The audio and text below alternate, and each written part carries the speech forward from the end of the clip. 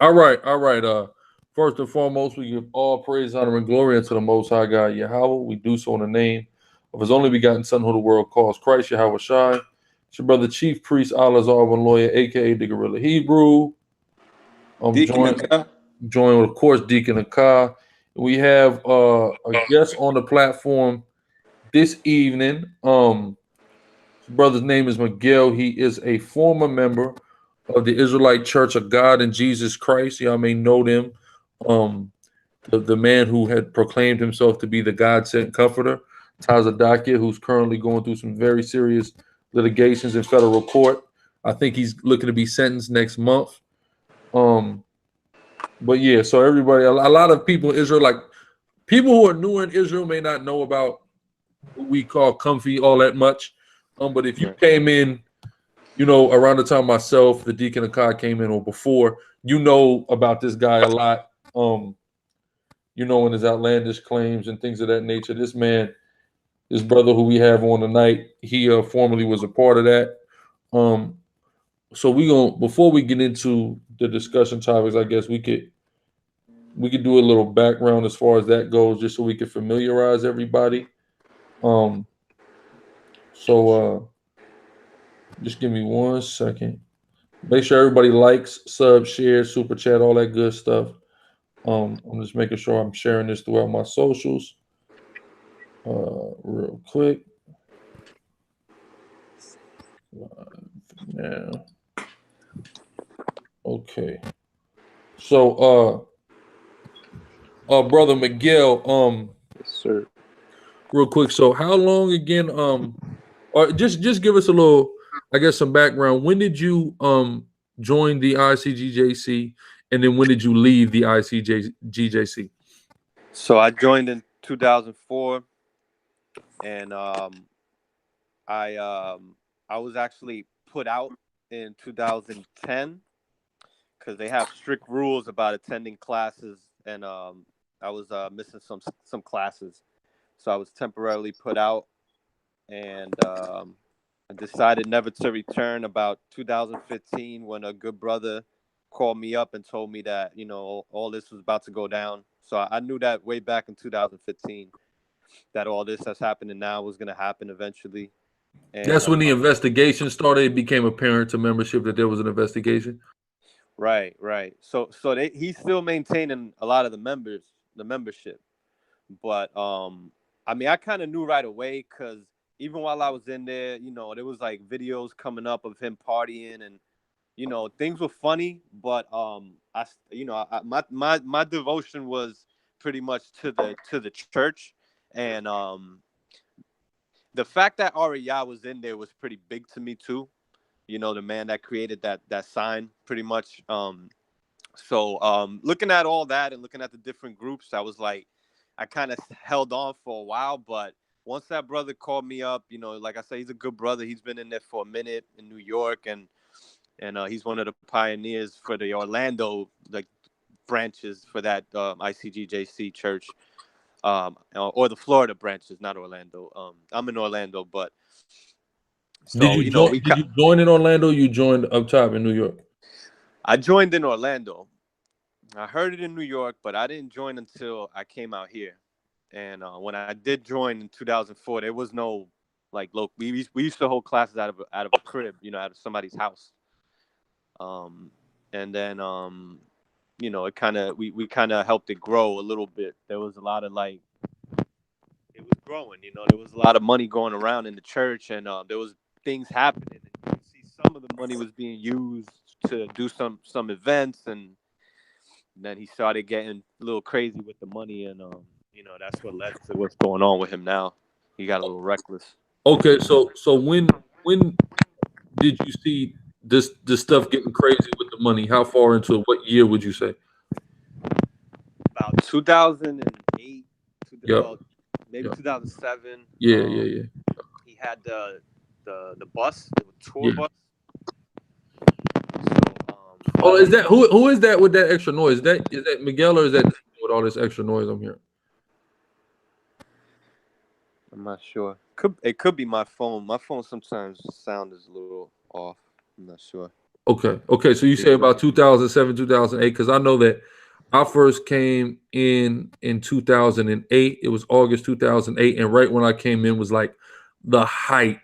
It was a height of all these videos coming out, and him partying and the big tour bus and things of that nature. Right. You know, so yeah, 2008. That sounds about right. And all I can think, I remember when I was first seeing him, because the first video I ever saw was Great Millstone, and that's the organization that I would consequently end up initially joining. But Yeah. it was like a lot. It was like a lot of back and forth beef between GMS and ICGJC at that time. But I remember before I really knew that there was a difference, you know, in different organizations. I just thought it was just I would just look up Hebrew Israelites on YouTube and just watch whatever I would see. I was running across a lot of Tazadakia videos, and between his teachings and seeing those type of videos, I just was like, yeah, this ain't it. This can't be it. This is too, you know, it just seemed too worldly. You know what I'm saying? So I remember that same time period. So that makes sense. Right. Right. Okay, so you got removed in 2010. Did you ever regain membership, or you just kind of remain like a outcasted follower? Exactly. I was like an outcasted follower. Okay. I still hung out with some of the current members, but never really decided to come back because I was kind of just trying to find my own, you know, my own way, and just, you know, kind of trying to get away from all the they put a lot of demands on you, you know, at that time. Especially I had high rank, so I didn't have time for nothing. Like, I had very little time for my family and stuff. And when they put me out, I looked at it as kind of like a, you know, like a blessing in disguise in a way. Okay. Okay. So you being there for 6 years, and these were some of the six most pivotal years, from what in controversial years. So I know that there's certain doctrines that came out, there's certain edicts and things that came out. So I definitely want to ask you about those things. The first thing I'm gonna ask you about is, of course, double and triple tides. I know double tides is the norm, right? Right. That's the minimum. Mm-hmm. Minimum. But then there's times where triple tides were enforced. Now, it wasn't called a third tithe. It'll be called like just like a fund or something that you got to give for, Okay, okay. yeah, for whatever's going on at the time, like one of the high holy days or a picnic, things like that. You need a fund for that. So basically, though, every time you get paid, the church is expecting 20% of all of your income. Right, Mandatory. 20%. Yeah, yeah. They go to Tobit and they try to make it seem like that was the law when Tobit paid it like an extra tenth for the Passover or whatever. But you know, that's Yeah, that's completely wrong. yeah. Of course, of course. So if you could maybe walk us through, I know there's some certain things that came out at certain Passovers and things of that nature. So if you could, over your time, your tenure there, if you could maybe isolate a couple of things where there were some substantial doctrine changes, or edicts that came out that were funny or new or radical, or, you know, things of that nature. Yeah, definitely. There was always slight changes in the doctrines here and there. So one thing that stands out since I came in '04, Tazadakia had just started coming out with him being, you know, he's being spoken to by God or whatever. And he alludes back to some 1999. Supposedly he had went to Israel in 1999, and then it came out that he actually never even left the country. Wow. You could actually look that up. You know, if you know anybody that works at TSA, it's not hard to look that up. So he's been lying since. So his then. passport is not stamped. He never went to Israel. Right. He never left the country. Like, oh, he doesn't even have a passport, basically. He doesn't even have a passport. Wow. Yeah, he doesn't have a passport, and he claims to have gone to Israel, and I mean, even the mountain that they claim is Mount Sinai. I think that's the wrong one, anyways. But you know, yeah, that's not in Mount Sinai. I want to say Mount Sinai is not in Israel. Well, it's not in Egypt, and yeah, I think that, yeah. He claims to have went to Egypt. Right. Yeah, Right. but yeah, it's definitely not in Egypt. It's either, I want to say, it's in Saudi Arabia. Saudi Arabia, Both right? of the sites, the two disputed sites of Sinai are in Saudi Arabia, so so that doesn't work. Right, right. So, but yeah, so what started happening is that he started telling that story, and it started changing as the years went by, because when he first told the story, he just kind of told us that he went there and God spoke to him, and he went into a trance, and they thought he fell off the mountain or something, because they was looking for him all over the mountain and nobody could find him, supposedly. But he never said that anybody was there with him, like any of the apostles. But then, like, as the year went by, he had brought that up again and tried to include Arya and Shah in there. And it just seemed funny as hell. There's a video of that. And Shah told a story, and then Tazadaki was like, that's not how it happened. Like, right in front of everybody in class. And he like retold it how it supposedly happened, and it was like, it just seemed funny. It seems like Arya and Shah just kind of going along with all this crap, you know. Yeah, yeah. So that was real funny right there. But the comforter doctrine had changed.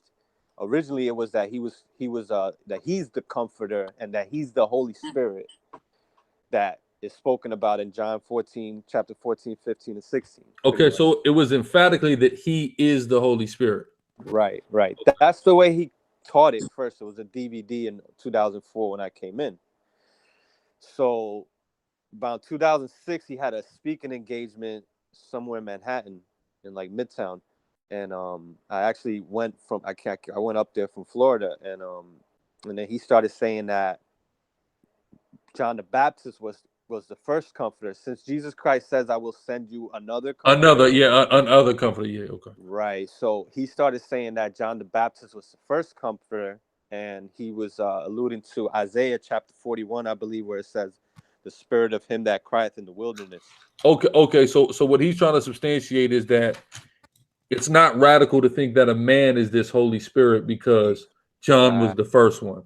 Right. Okay. Exactly. I think that's why he tried to do, well, there's a video he says it just like that. It's not so crazy to think that, because look, John the Baptist was one, you know, but that doctrine wasn't taught when he first came out with the comforter doctrine. What was taught was that Jesus Christ was the comforter, the first one. So he changed that in the span of 2 years, pretty much. So it was little things always changing here and there.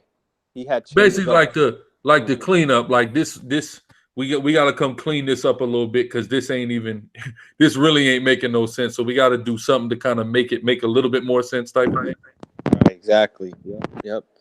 And then there was a breakdown that had came out about the three unclean spirits like frogs in Revelation. And he said that it's fascism, or no, he said socialism, communism, and capitalism. And when you do the research on that, there's an old white dude back in the 30s that broke that down. So this cat is taking old breakdowns, but he changed the fascism, I think, was one of the frogs, and he changed it to capitalism. So what this cat does is that he'll take an old breakdown from somewhere else, he'll recycle it and kind of make it his own, pretty much. Okay. It seems to me that somebody's teaching him. I don't think he came up with this idea on his own to just take over this church. He's being taught by somebody. It's somebody behind the scenes kind of puppeteering this thing, is what you're saying. Yeah, sure. And it's safe to think that it's not the elders, because it to me from the outside, and even from a couple of things that you said, it seems as if the elders are kind of just like going along with whatever's being said. They're not controlling the show, or else they would be propped up, I would think, Right. as the guy. Right. There's a few schools of thought there. I mean, some people think that they're behind it. I've spoken to some people that just they're positive that Arya's down with all this, and because there's some Israelites that don't believe in that 12 tribes breakdown. Mm-hmm. So they believe that that's like some type of that was like something that somebody taught him that Oh, somebody taught Arya that, and to bring that out, because that helps people to self-identify, and it's like a whole thing behind it. I was speaking to one old school, one West cat. You know, I have my own YouTube channel. If you don't, if y'all don't mind me putting that out Yeah, there. plug it, plug it. Yeah, it's Sam Miguel TV, and Oh, that's you. That's you. Okay, okay. that's me, right? My main thing was originally to just expose Tazadakia. Okay, yeah, we was just watching you last night. We met me and the brother right here. I'm with Hassan. Yeah, we was just watching the video. I didn't realize this was you. Yeah, we was just watching your channel last night. The one what video was it, Hassan? It was Tahar And the Great Millstone. Yeah. It's Tahar and his Great Millstone. Yeah, that one. Yeah. Okay. I didn't realize that was you. All right, go ahead. Ken. Right. So yeah, there's people that think that Arya is kind of down and like scheming also, but then there's some people that think Arya is just being fooled like everybody else, and that could be it. I've heard them say, I've heard different things. I'm of the school of thought personally that he's complicit. I mean, he's just kind of going along. It doesn't make any sense to me that he's being bamboozled, you know, or the wool is being pulled over his eyes from a dude who was an underling in his organization, especially when you talk to people who are at One West and the importance that was put on the top rank, to think that he would let somebody from the underling, the lower ranks come in and totally bamboozle him and pull the wool over his eyes. I think that's far-fetched. Right. Yeah, but you know, I mean, it's up for debate, I think. Yeah, definitely. Yeah. So we had, okay, so there was that switch there. Okay, what about, when did they come out with the doctrine that Yahweh is the name of the Son and we don't know the name of the Father? Were you there for that doctrine? Right. Yes, I was. That was one of the ones that I've actually studied the most to kind of understand that, because it was a little weird how they broke that down. You could kind of maybe get that idea from the New Testament. You know, they would use the scripture. I think it's John chapter 8, verse 58. 58. Yeah. I am for right. I am. So you're familiar. Yeah, they use that. It's They use John chapter 1, verse 1. Okay. So basically, have you ever studied since then how that's like the Mormons believe that? No, I didn't know that. I didn't know the Mormons believed that. But Yeah, that's not a shock, because they seem to be taking a lot of stuff from the Mormon doctrines. So I've heard that too. That's crazy. So yeah, I heard somebody try to say, now I don't know this for sure. I heard somebody talk about Arya literally teaching out of the Book of Mormon. Yes, there's some old school One West. There's actually, I was taught by the dude that brought that out. Out here in Florida, he was like the head teacher at the time in 2004. His name is excuse me. His name is Isaiah. He's down with I think his channel is Shut Him Down Crew or something like that. So it's Isaiah and Aparium. These two brothers that known each other from. Yeah, I know Aparium. I believe I know Aparium. Okay, yeah, he's like a West Indian. Yeah. I had a debate with him on the Mark of the Beast probably a couple years ago. Okay. Yeah, he's the one that I think came out with that. So they were actually eyewitnesses to that, you know. And I don't think that they're lying about that. What do you know? What they said he was directly teaching out of the Book of Mormon, like what passage or what he was going into to substantiate? To calling themselves chief high priests. That term is from the Book of Mormon?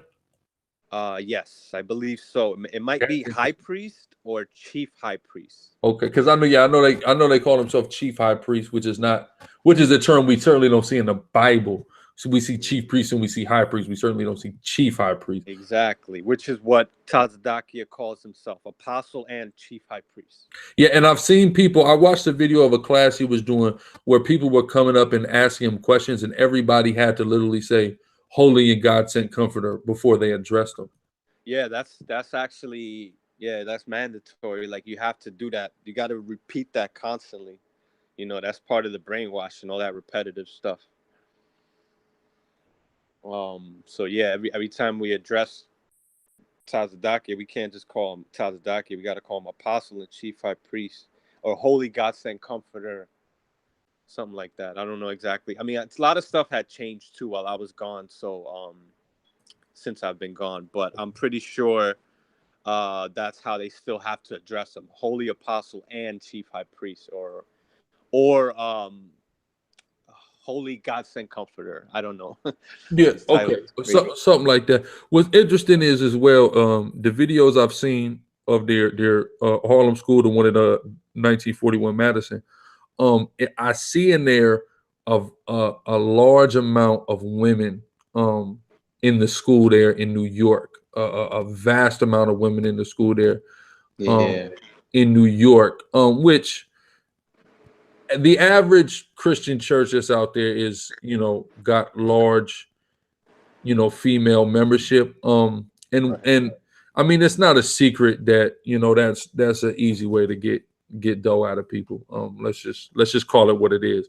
If right. you got a room full of women and children who are a little bit more vulnerable and gullible and naive and things of that nature, Yeah, it's prey. People are getting preyed upon essentially. right. Definitely. What else I wanted to ask you about? Um, okay, we had boom that doctrine. What year did that doctrine come out though about Christ being Yahweh? Um, it was all around 2003, 2004. Okay, It might have come out maybe a few years before that, because a lot of like he started putting in a lot of the changes maybe 2002, but most of the doctrines was 03, 04. okay, 03, 04. Yeah, so and along with that came like this whole like Christianizing. It was like he was going away from like that hardcore '90s feel. How yeah, they were yeah. back in the '90s was like they were no joke. You look at some of these old school videos and Well, tapes. It's like even when he they were was on Springer, remember when he was on Jerry Springer? exactly right. Yeah, so you see like he changed, and now he's more like doesn't want to come off like too aggressive. And then he was putting out orders too that when we start going out to camp, that he doesn't want to hear us sounding nothing like, you know, um, like um, like racist. Like we don't want to sound like we just out here just to tear down white people and stuff like that. So it started becoming more about just focus on teaching the Israelites and teaching them scriptures on love and making them feel loved and bringing them in instead of trying to attack and teach hate, or I mean he didn't say like that, but just he said you don't want to sound like the KKK. I remember him saying that. Okay. Um. Also, so Yeah. like when I watched the video when he was coming out of court, and it was brothers recording. I don't know if you were amongst that, but the brothers recording. They kept all the members kept yelling turncoat fool, turncoat fool. Is that what they do to people who leave the church? Right. Yes, they do, but more specifically to those brothers that was around. Those are some ex members that they mostly believe that they're Israelites still. But they was out there, and some of them actually became informants to help out the FBI and give up certain Oh, information on where. Yeah, so some of them some was of them telling brothers some of basically. them brothers actually did turn into informants. So I don't know if the term applies correctly. I mean, but if you're doing nothing wrong, what can anybody tell on you on? So I mean, that whole informant thing is just a way of them to kind of like calling, like how they was calling GMS the rebels and all that. Yeah, yeah, yeah. When I was in there, that was heavy. They was calling all these other camps rebels, and make sure y'all don't even listen to these other camps. Yeah, because So they it's like a broke stain. they broke off from the whole concept was ICGJC. Was it Right. always ICGJC as long as you was in there? Yes, it was always Oh, that. okay. Yeah. So when did that name change come? Like '02 as well? Nah, the ice. Well, I Israelite Church of God.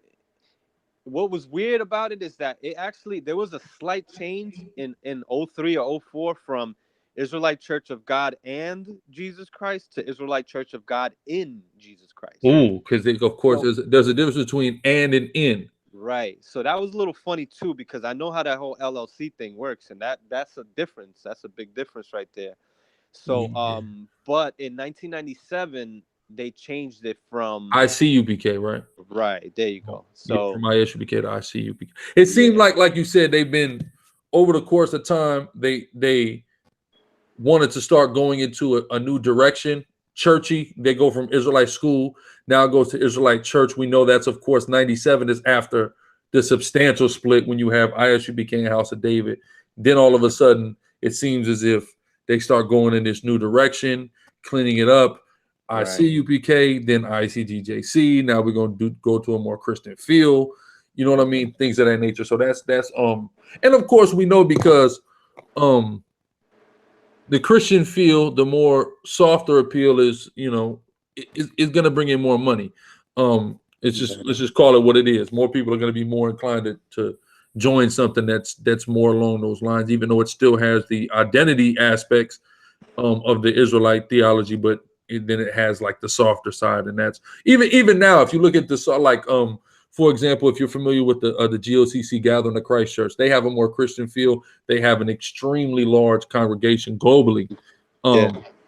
And a lot of that is due to the catering to the softer side people like in here. I at least believe. I mean, I think it's logical to deduce that. Right. Okay. Is there another Deacon? Do you have any questions about the ICGJC before we go any further?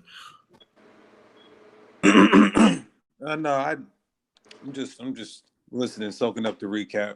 Yeah, and I want to ask you this too. So, Aria Shar, tell me about your experiences or your what you are taking from them, and the times I'm sure you've encountered them, in the flesh, and then I'm sure is whatever. So, if you could just kind of elaborate on that.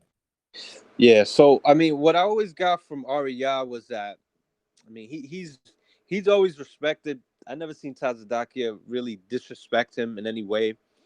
Um, I remember there was a class where they was talking about that holy or immaculate conception doctrine. Once Tazadakia introduced that to Arya. Yeah, when did he introduce that? Around 2003. Okay.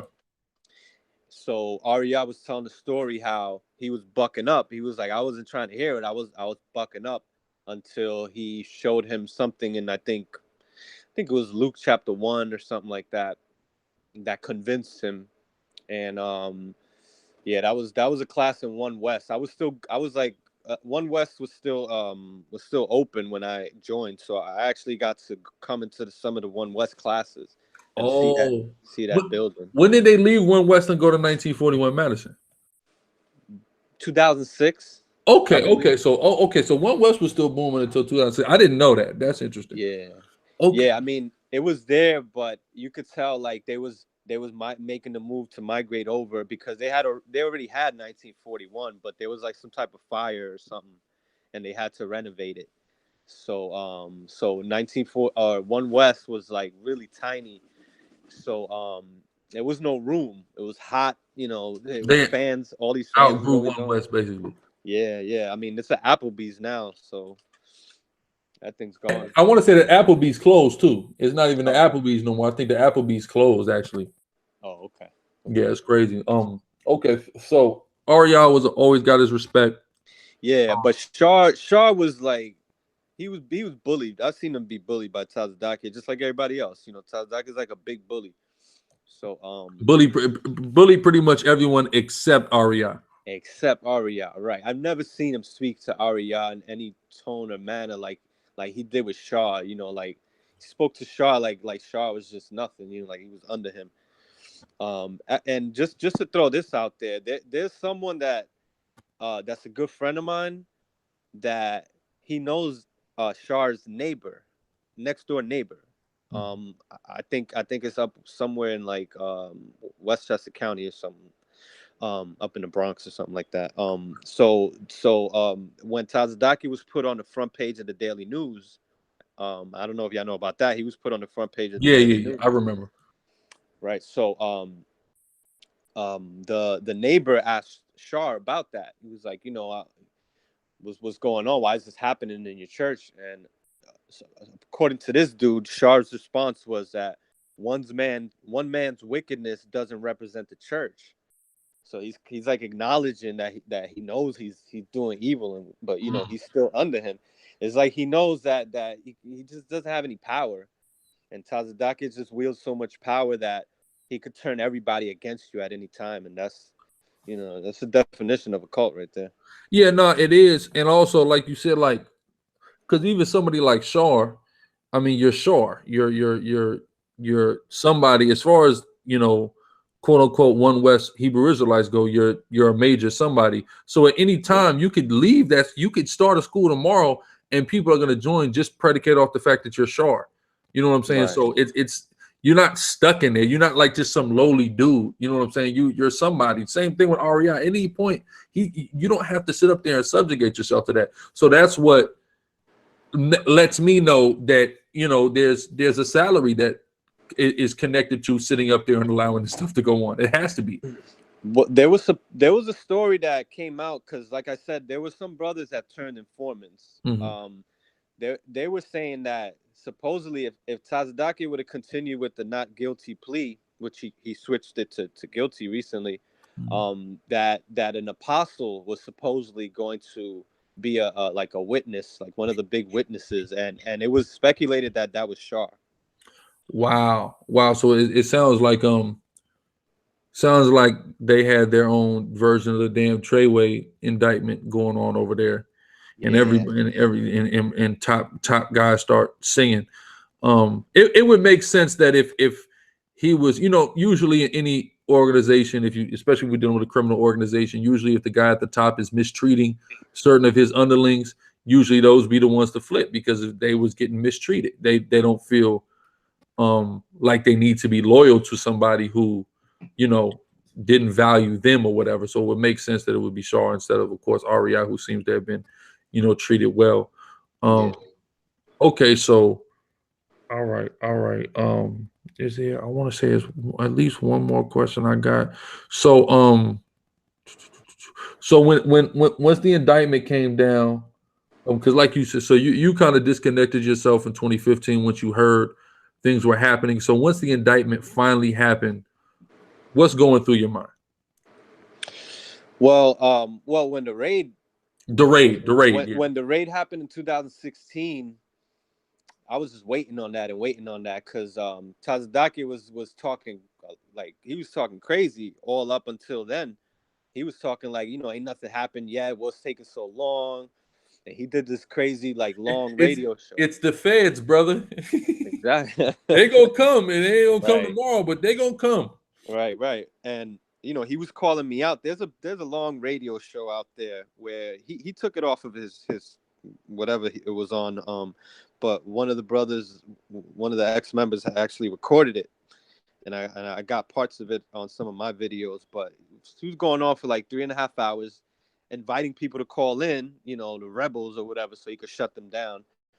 And you know, he exposed a lot on there. He was calling me out like crazy, but I was never able to get through. He never put me on, but I was on there, and you know, I was just waiting till then. I was like, I know something's gonna happen, and I think it was a year after that radio show that the raid happened, and you see the video of him just looking bewildered out there on 125th Street, just looking like out of his, like I never seen him look like that. He's just like he's a dude that has a gift for gab, and you never hear him talk like that. He was just like shocked, you know. So when I seen that happen, I knew it was pretty much over. And I was trying to contact. I still have family in there that still believes till this day, like she's like a sister to me. It's my cousin pretty much, and I was just trying to reach her and trying to show her like, yo, look what's happening. And she wouldn't listen to me, but that's what made me start that channel first. You know, it's trying to get to them because they'll listen to you indirectly. They just have orders not to talk to people, especially, you know, someone like me who's like I'm like the devil I'm considered the devil to these guys. Yeah. Because I'm just outing them. But so after the indictment, that's when I was up in New York at that time, and I did a short video on that. You know, because it was him and Tzapawan. Tzapawan is another one that, you know, I'm just like, how stupid can you be, man? He's just getting dragged into all this. But I mean, after I saw that, I knew it was like was gonna help some people finally see, and slowly you start seeing members just coming out of there. I mean, the numbers are dwindling. Passover this year, I'm hearing, was like almost half as how it looked, like 3 years ago. So slowly it's just dwindling. How Yeah. how large do you estimate the membership of the church is? Because um I've always seen on that website them boasting of churches all over the country. Everybody has not always been able to see. They haven't always been the most visible organization, but it seems Right. as if they boast a large membership. And I've seen videos where I see like a pretty packed house at some of these events, high holy days and things of that nature. So Yeah. where would you think the membership was, at least before the huge controversy? Well, before the controversy, I'm gonna say it was maybe 2 to 3,000 tops, 3,000 tops. I don't think it ever got more than that. Okay. And right now, I'm gonna say like 1,200. That's maybe a little gracious, maybe Okay. 800. In between 8 and 12. Okay. Yeah, something like that. Yeah, their Passover used to be huge. But it was mandatory that everybody from every church had to come anyway. So, we had Orlando, Miami, Fort Lauderdale. Orlando had like 50 members, 50 to 80. Miami about the same, and Mhm. then Fort Lauderdale was really small, like 20. So Florida alone had about anywhere from 150 to 200, Mhm. something like that. Okay. So that's Florida, and then they're in North Carolina. So you could kind of add it up. New York and Philly, they're deep. Jersey's deep. So yeah, man, they were up there. We were up there. I mean, with when Boyz II Men coming out and all that. I mean, Yeah. it was like a it was like a damn party. Yeah. We seen the videos. Yeah, I actually my first time in Miami, man, we ran into some dudes selling CDs. And we was about to camp in South Beach, and so we started talking about the Israelite thing with the with the brother Truth, whatever. And he's like, man, yeah, I was already into that. I was in ICGJC. I was an officer of 5,000. These niggas warped my mind, man. I had to get the hell out of there. Yeah, man. A lot of people in there, they're coming out. The longer you stay in there, the worse it's gonna be, I think, because Mhm. you just got to tell. It's like you're lying to yourself. You're Mhm. lying to yourself, telling yourself that this is all a setup. This is some type of big, everything's gonna be all right eventually, and it's just not. Some of these people are gonna have some type of shock when they come out of there, I think. But I got out of there at a good time, especially that time in between where, I was kind of still, believing, but I didn't really want to come back. But it was easy for me to see, like, once I heard, like, yo, this cat got like 30 cars, he's taking all this money, he got all these women. I kind of like, you didn't have to convince me of that. I kind of knew, kind of personality he had. You could kind of tell how he is. But I mean, that didn't really happen with me. Like it was pretty easy on me. My thing was like, now I got to figure out what was real and what wasn't. So Exactly. I started going back to the doctrine, and that's where I Which am now. yeah, which kind of leads us here. Okay, Right. perfect, Yeah. perfect segue. Okay, all right, Deacon. Yeah, I'm here. Yeah. Also, okay, I guess that's it on the intro. I think that's a perfect segue, so we can kind of get into everything else now. Okay, well, I guess before we do that, my question would be, since you kind of outed, I know when people leave these camps or congregations, their doctrine changes. They may start to believe other things. I mean, what do you consider yourself? I mean, who is God to you? I mean, what what book do you esteem as divine, or the book of whatever deity you're serving now? What's going on now, so-called religiously or spiritually, for San Miguel? Right. Okay. So I wanted us to start at the neutral position and just be like, all right, well, I want to be convinced of all these things before I make any, come to any conclusions like I did before. So, I mean, I'm open. I'm open to having my mind changed. I'm open if the evidence is available. I have no choice but to go with that. So, but as far as any religion, I don't hold to any religion. I don't believe in any religion or anything like that. I do don't believe that the Bible has any inspiration from anybody on high. I believe that it was written by men, and it was their ideas and their wisdom that was put into that book. And I believe the same thing about the Quran, and every other holy book that people want to promote out there. I don't give one any props over the other. I think I look at it like it's all the same, pretty much. Like people claiming things that either hasn't been proven, maybe can't even, some things I don't even think it can be proven. So it's like I would call myself something of like an agnostic. Agnostic. Okay. Yeah. So you go from a standpoint of kind of like faith. So you don't deal with faith. Right. Yeah, I think faith is a bad way to come to a conclusion. I don't think it's reliable, pretty much. Okay. What does But it faith depends mean? how you define faith, because there's Yeah, two that's definitions. good. Yeah, that's good. So what would be your definition of faith? Religiously, faith to me, I think is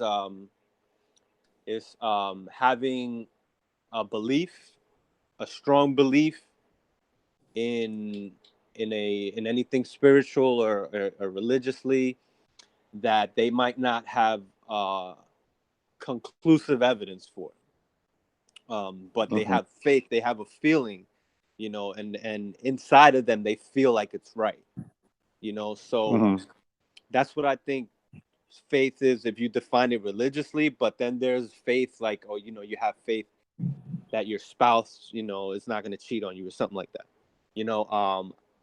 but that might still fall into the same category. So I got to look it up, but I remember there's two definitions for it, but that's the definition for like when people use it religiously. So would you say you're a man of faith or no? Yeah, but it depends which, how you define faith. But I wouldn't say that I'm a man of a religious man, or like that I believe in anything that I can't, prove, pretty much. Okay. Yeah. So you believe in evolution?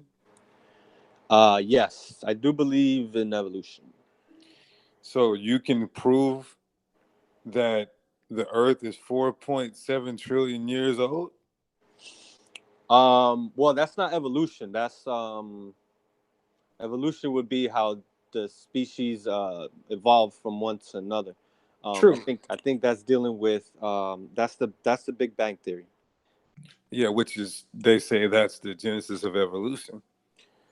No, that the Big Bang is the beginning of the what they say is the beginning of our universe. How old do you think that the Earth is? I don't know, man. According to what the scientists say, the Earth is about, I think they say 4.3 million. It's like they say like millions. Okay. No, trillion. It might be billions. No, it's trillion. Well, there's in all fairness and truth, there's different schools of thought. So some say million, some say billion, some say trillion. So you're saying that you don't know? Well, I know that it's definitely, it's probably closer to millions, to those numbers rather than 6,000 to 10,000 or whatever. Okay, so what leads you to the conclusion that it's millions of years old? What? The fossil records. The fossil record. What they pull up, what they dig up from the earth, archaeology. The fossil records. Yeah. Okay, so when we take a look at the fossils, how are fossils dated? They carbon date, radioactive dating. Okay, so radioactive carbon dating. So do you understand how radioactive carbon dating works? Not 100%, no. So you have faith?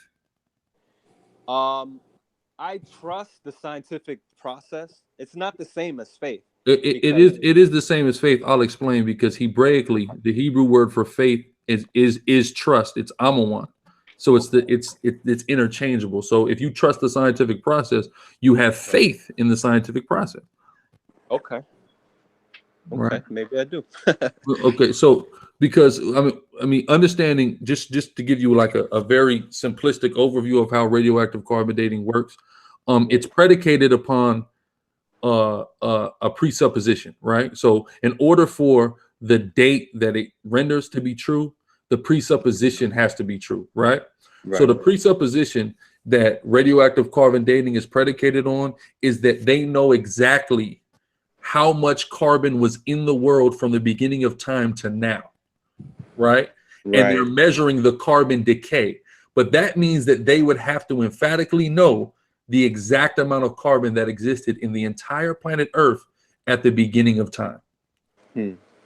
So, I mean, just now thinking logically, how can anybody determine exactly how much? Now, let's factor one thing in, right? You may or may not believe in this, but if you have studied history, you know many civilizations and cultures believed in something called a global, or at least a large portion of the world was flooded. Right? Now, do you believe that there was a global flood? No, I don't think there was. You don't think there was, but you do acknowledge that pretty much all ancient cultures speak of this type of catastrophic flood. Yeah, I mean, it's not that it's a, you know, some cultures don't say it was worldwide, and there's different like mythologies too that go into that. Some of them were saved on giant clams, so you know, we can't just believe everything that's in these different stories. But it also, could it be that some of these stories were recycled from one to the other? Oh, I certainly believe that, because if this, of course, you know, we believe in the scripture. So if we believe that there was a global flood and 8 people made it through the flood, right? And those 8 people, and 6 of those 8 people went on to procreate all the people that exist on the earth, that this would be a story that all people of the earth would share a different, maybe a different aspect of, but pretty much the same story would exist amongst these people because it affected all of them, right? So it wouldn't be something that's exclusive to the Bible. So this is why I would conclude that all the people of the earth have a similar story of the flood, because it affected everybody. Well, but if there were only 8 people, how could it affect everybody? Because those 8 people went on to create all the people that exist now. Boom. Right. So that's why I would say that. But the reason why I'm saying that is because if something becomes immersed in water, then its carbon level is automatically corrupted. So there's no way to ever tell the amount of carbon that it started with, right? And then we have things like, you know, in the Himalayas, you have all kind of like aquatic fossils that were found in the Himalayas. So just to work towards various scientific evidences that substantiate that there was some type of major flood like that. But mountains come from the water. Come from the water. So they rise up. So that's not really anything that conclusively. The thing with me with the flood, what made me really look at it real skeptically is the fossil records. How you have, like, let's say in Australia you have like the marsupial species that you don't find anywhere else. Yeah. If there was a global flood and all the animals came down, it would be species or bones all over the world, not just in one part of the world, which is Australia. So you would have bones of all these different species scattered and coming down everywhere. But when they dig, they don't find that. They don't find the bones of kangaroos, you know, in Middle East. It's all in Australia. So that's one thing that's real big too. And also, how would those kangaroos have gotten to Australia? You know, how could they jump over all that water? You know, I mean, you could say that it was, you know, the levels were down and all that. There's always a way around it, of course. But I mean, there's just no evidence to say that, you know. It's very that global flood thing is very far-fetched to me. I gotta say that. Okay, what? So the global flood thing is far-fetched, but carbon dating is not far-fetched. I mean, where did you study science and carbon dating? At University of Washington. You did? Yes, I studied anthropology at University of Washington. Oh, okay. I didn't know that. That's nice. And paleontology? I didn't study paleontology, no. Okay. Not at a university level, no. Okay. See, the thing, you know, I mean, I don't know it myself, but I know that if one person can study it and another person can study it and come to the same conclusion, that's objective. You know, you can come to an objective truth. Whereas faith is more subjective because it's something that you feel. So that's how I look at science and religion. One is how people feel, and the other one is actually like based on data, is data driven. And, you know, I mean, as far as that carbon dating thing, I'm definitely going to look that up.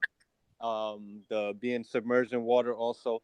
But if you're saying that it was submerged in water and then that would destroy it, we're still assuming that the global flood still happened in order for that Well, to no, happen. I just brought that up as an additional thing that would deter a fossil sample. But just again, the Right. initial presupposition is based off of, I believe, is a fallacy. So Right. the whole system then would be, and there's also plenty of examples of the same sample being sent to two different labs and having drastically different results, i.e., Right. 1/8,000, 1/16 million. You know, this has happened several times throughout the history of radioactive carbon dating. So understanding that, I feel like it's extremely unreliable. Deacon, I know you there's a case that you like to bring out in regards to that. Oh, the carbon dating. Yeah. Yeah. Well, what they can do is they can test, they can measure the amount of C14 that's in these fossils, and they can do that pretty accurately. They can measure decay, the amount of decay per time. They can do that very accurately, but they can't determine when it died. Okay. So that's a fact, and I'm just saying it in the simplest form of what the brother said. It's the same thing. They can definitely measure the decay, the rate that it's decaying, but they Right. can't determine when it actually died. So it's a guess. It's a guesstimation of when this thing existed prior to them finding it. Okay. Yeah, So I don't that have is no. something. I have no rebuttal against that. I'm gonna have to look it up. No, that's a good research, and this is why we kind of lean more to dendrochronology when it comes to dating. Well, yeah, of Endocrinology? course. Yeah, we lean on dendrochronology, but you can't. There's only one thing you can date dendrochronologically. You can't date anything else that way. Okay. So that was my first question, to see you know, where you stand, what your beliefs are now. It seems like you're more in, not more so, but you do subscribe to the tenets of evolution, and you feel like you could be in the agnostic category. Yeah. So kind of open. Okay, so dealing with the prophecies, dealing with, because you said there's no higher power behind the writings of the Bible. What about the prophecies, the things that were written aforetime that actually came to pass? Okay. Like, for example, what, like Deuteronomy 28:68? No, I'll give you a better one. The Isaiah scroll mentions Cyrus 2 centuries before he even came on the scene. Mentions King Cyrus by name. I never heard that one before. Yes. Never heard that one. Let me Cyrus was the one during the time of the Greeks, was it? So Cyrus Right before the Greeks. Yeah, Cyrus came and took down Nebuchadnezzar. Cyrus, along with Darius, they came and took down Nebuchadnezzar, the Babylonians, and Isaiah says this in, let me just get the exact date or the circa. So Isaiah says this in. Could it be that Isaiah wrote it after, though? I don't know. Well, according to the dating methods of the scriptures and the events that he spoke on, they're dating it to past 7 BC. So Let me see. so it's going, the universal date I have on the specific chapters where he's talking about Cyrus is 711 BC. Right? 711 Yeah, BC. so yeah, Cyrus definitely doesn't exist yet. Cyrus didn't come on the scene until about 539 BC, and he mentions him by name. And not only that, he says what he's going to do, that he's going to write the edict. Well, it doesn't say he's going to write the edict, but he says that he's going to allow us to rebuild our temple during the time that we're freed from the Babylonians. And so this is hard for any atheist. I've never seen any atheist or even Muslim, or the Muslims respect the prophets, but I've never seen any Yeah. atheists challenge this or rebut this, because this is just one of those things that you can't erase from the Bible. So that's just one example. But dealing with that, does it not? I mean, is it just coincidental, or is there some type of divinity or higher power inspiring him to write these things? I think that he probably or whoever wrote Isaiah was probably that event had already passed. Maybe that's what I think. I don't know how they dated, because I mean, are they carbon dating it? No, you wouldn't be able to carbon date the parchment. It's not, you're not doing with carbon dating. It's you have relative dating, and then you have what's the other damn, how am I forgetting this? It sounds kind of funny, like starts with an A. Hold on real quick. It's how you date written thing. No, not absolute thing. It's if it's something's written, they go with the style it's written, the language is written in, and that's how they do it. Yeah, I know what you're talking about. Yeah, you know right what I'm saying. Dating method writing. Hold on. Starts with an A. And what's the word, man? I always uses this. Hold on. And what is that sound? Who is that? They started again. That's Sam Miguel. You got your Oh, that's the earphones, brother. right, brother? Yeah, the headphone. That would have sounded like the headphone. It's like organic dating. Argon. There it is. Argon dating, not organic. Argon. So things like that. That's how we get 711 BCE. And we have several other examples like that, but that's a cold one, Deacon. Yeah. So when you a lot of dating too, like the brother said, relative or comparative text, right? You look at the style, of writing, you look at the scrolls or papyruses. That gives you a great idea of the time period of the text when it was written. So that's just, like I said, that's just one example. Another one is Daniel. So, but there is. So some people say the book of Daniel is 6th century BC, right? Or not 6th, 6th century BC, meaning from 500 to 600, right? But he speaks about Alexander and the Greeks coming to conquer, and that was at least 1 or 2 centuries after he had written that. And the reason why we know that, so some scholars, they take Daniel to be the third century BC just because of the editorial work done on the text. But the style of allegoric writing was from the time of the Babylonian period. Yeah, so and they found and there's corresponding tablets that were found about 3 years ago in Babylon that correspond with Daniel to substantiate his contemporary was during the Babylonian captivity, not later on. Right. Yeah, I gotta look into that. I never heard about that. All I heard from Daniel is that a lot of the history and some of the time frames when people ruled that they were spoken of was not matching history. I don't remember exactly what, so that's all I could say on that. But I mean, yeah, I'll look into that. But all I could say is that how do we really know that it was written before they prophesied? Because science, brother, what you believe in, science. But how can they? Well, what you said was what was it? Argon. Argon, yeah, argon dating. I'll look into that.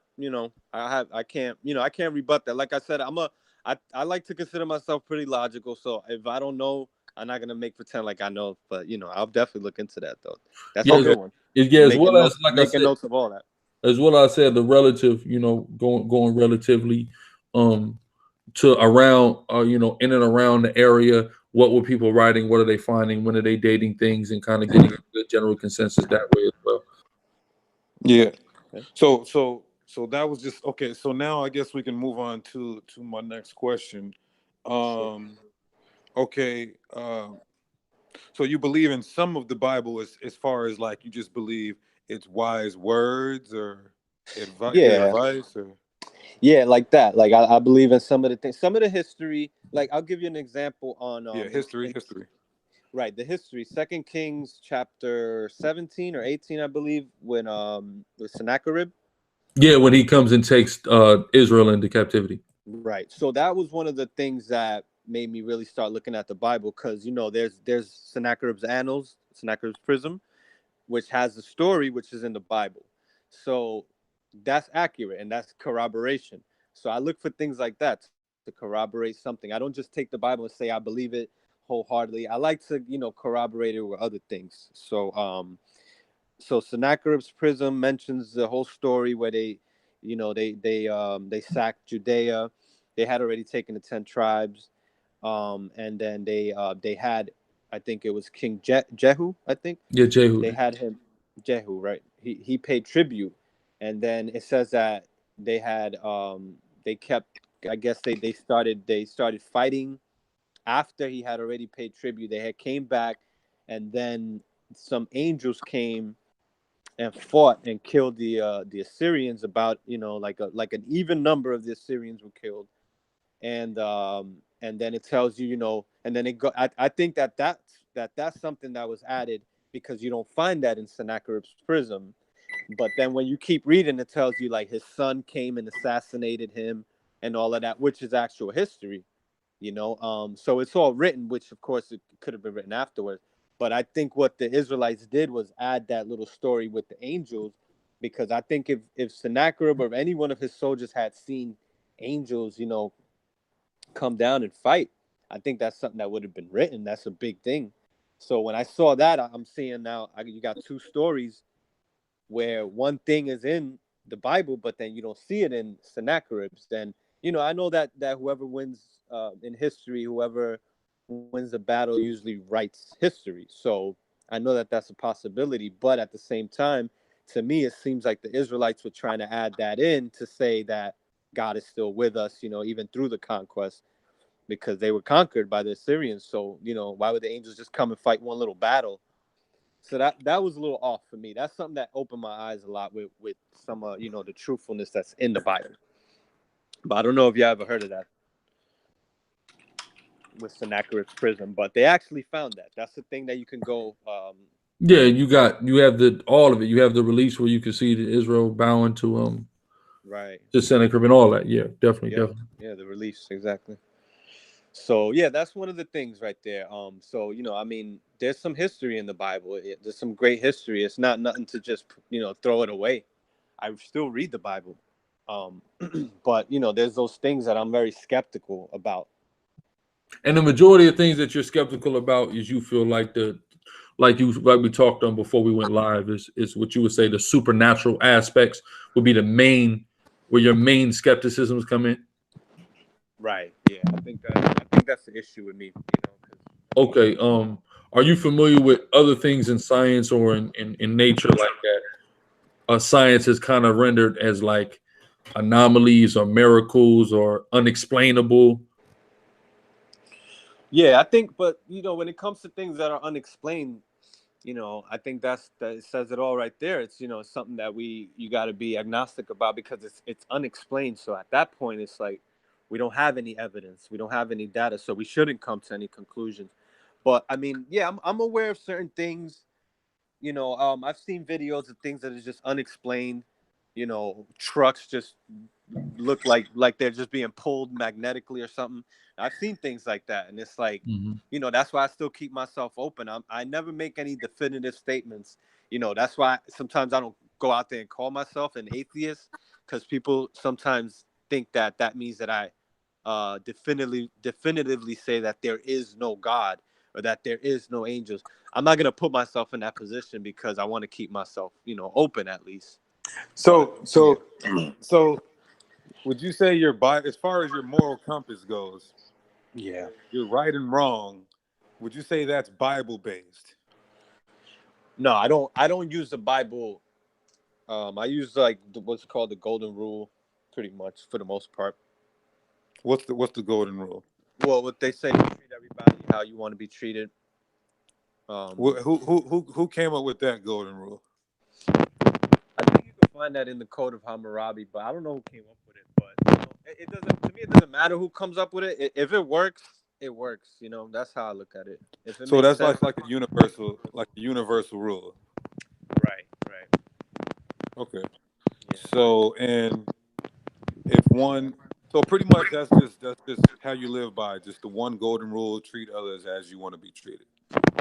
Yeah, for the most part, you know, I try not to do things to people that I wouldn't want them to do to me.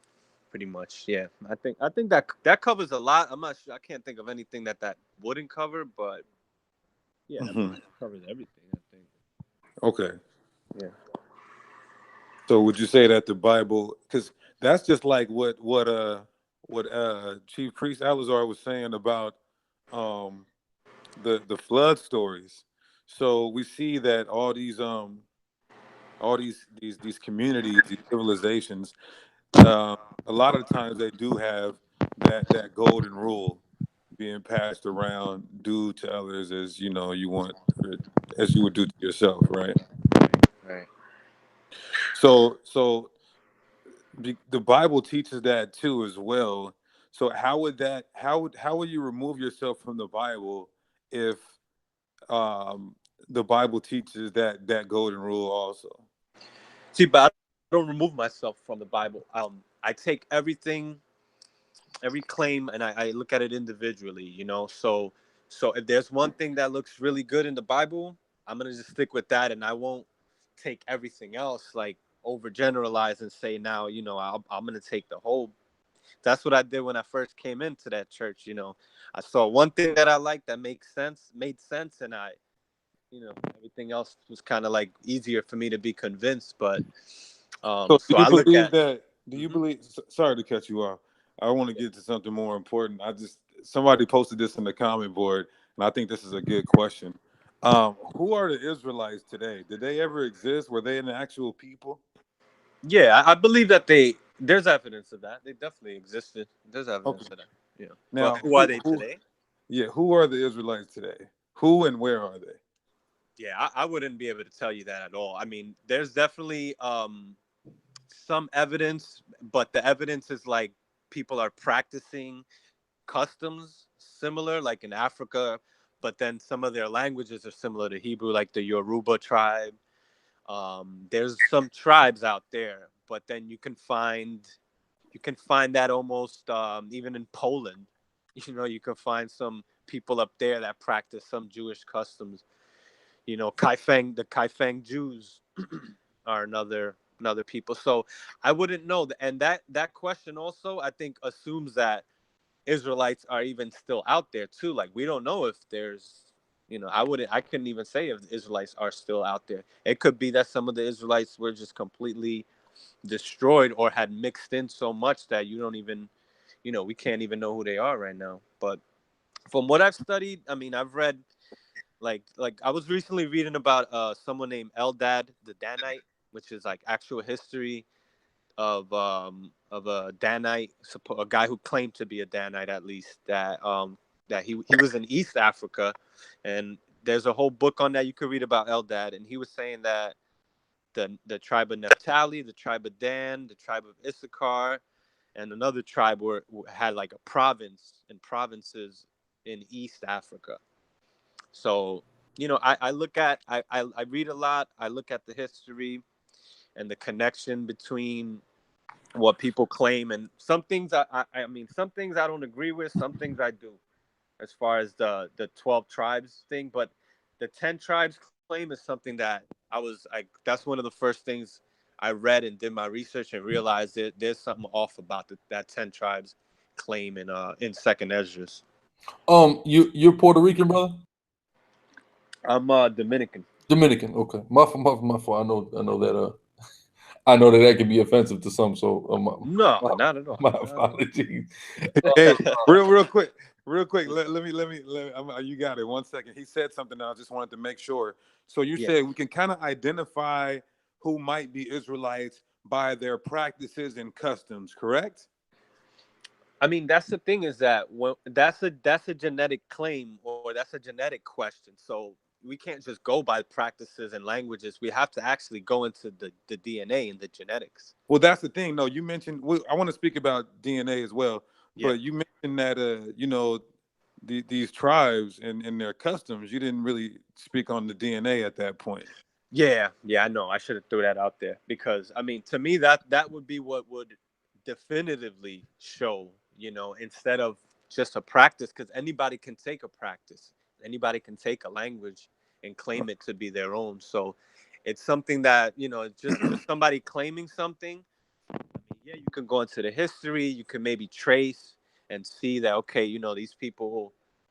They traveled from here, and then before that, they were here. You could do that, but Okay. the best way to do it, I think, would be DNA. But then you would have to go back and get Israelite DNA and compare it. So it's like, how do we do that? Okay.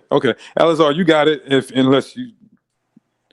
I was just asking if he was Latino, and then of course it was the follow up would be is that why you looked into the 10 tribes thing so much?